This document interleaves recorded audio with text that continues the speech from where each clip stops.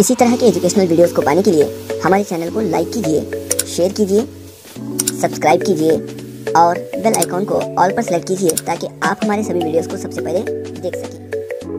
बिस्मिल्लाहिर्रहमानिर्रहीम। अस्सलाम वालेकुम दोस्तों, आज के दिन हम देखेंगे कलिका बरवर्दने में हफ्तम जमात का हिंदुस्तान हमारा फ़क्र है, इसकी मश्क। सबसे पहले तो यहाँ पर दिया गया है, हमारे मुल्क के कदीम नाम और तारीख़ी मकामात की निशानदही नक्शे में कीजिए, जदोल को मिसाल के मुताबिक हल कीजिए। तो यहाँ पर इन्होंने मकामात के कदीम नाम इन्होंने दे रखे हैं और मकामात का मौजूदा नाम और इस मकाम की अहमियत यहाँ पर हमें लिखनी है। जैसे कि पहले कदीम दौर में द्वार समुद्रा कहा जाता था, जिसे आज हले बीडू कहा जाता है, और यह मकाम अहमियत रखता है फैसला ख़ानदान का दारुल खलफा होने के लिए, यानी वो फैसला ख़ानदान का सदर मुकाम था। इसी तरह अब के बादामी को पहले कहा जाता था वातापी। तो बादामी जो है चालुक्य ख़ानदान का दारुल खिलाफा था, या फिर उस वक्त का पाया तख्त था चालुक्याओं का। इसी तरह बेंगलुरु, तो इसे कहा जाता था बेंदकालुरु। तो ये जो है कर्नाटक अब फ़िलहाल में सदर मुकाम है, ये मकाम की अहमियत है। इसके बाद वैजयंतीपुरा, जिसे अब कहा जाता है बनवासी, जो कि कदम्बाओं का दारुल हुकूमत था। और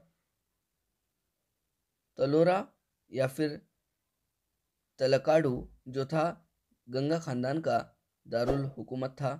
इसके बाद कालाबुर्गी, जिसे अब कहा जाता है कलबुर्गी, यहाँ पर ख्वाजा बंदा नवाज रहमतुल्लाह अलैह की जो है दरगाह मौजूद है। इसके बाद है बलियाकोट, जिसे अब कहा जाता है श्रवण बेलगोल।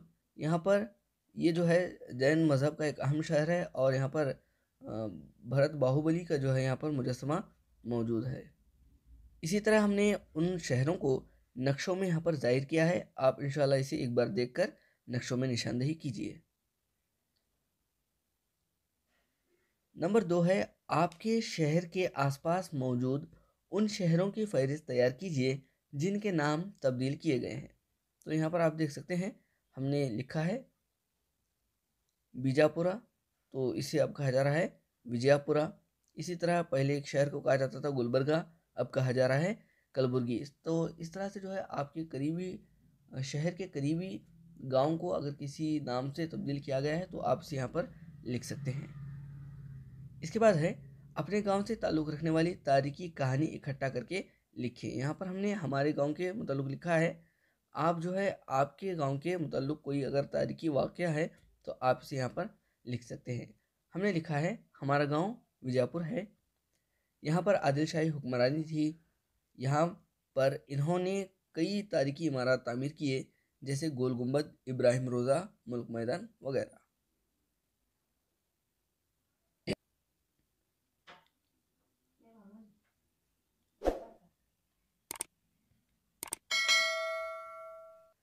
इसके बाद है नंबर 4, दर्ज झेल में हमारे मुल्क के कदीम नाम दिए गए हैं। ये नाम इस्तेमाल में क्यों थे, इसकी वजूहात झेल की फहरिस्त में लिखिए। तो यहाँ पर इन्होंने दे रखा है बर आज़म भरत या फिर भरत खंड, जिसे कन्नड़ में कहा जाता है। तो इसकी खुसूसियत है कि ऋषभनाथ के बेटे का नाम भरत था, इसने इस मुल्क पर हुकूमत की थी। तो इस निस्बत से जो है हमारे मुल्क को बर आज़म भरत या फिर भरत खंड कहा जाता है। इसके बाद है हिंदुस्तान, तो ये किस निस्बत से आया था। अक्सर लोग समझते हैं कि यहाँ पर हिंदुओं की तादाद ज़्यादा है, इसीलिए इस मुल्क को हिंदुस्तान कहा जाता है, बल्कि ऐसा नहीं है। बल्कि तुर्कों ने जो है दरियाए सिंध को दरियाए सिंध को सिंधु के नाम से पुकारते थे। बाद में अरबों के हमले के बाद लफ्ज़ सिंधु को इन्होंने हिंदू कहना शुरू किया और इसी को आगे चलकर हिंदुस्तान कहकर पुकारा गया। इसके बाद है इंडिका, शायद लगता है कि इसे इंडिया आना था। तो अंग्रेज़ों ने जो है सिंध नदी को इंडस का नाम दिया था, तो इसी सिंध नदी के इंडस नाम के तहत जो है इसका नाम इंडिया रखा गया।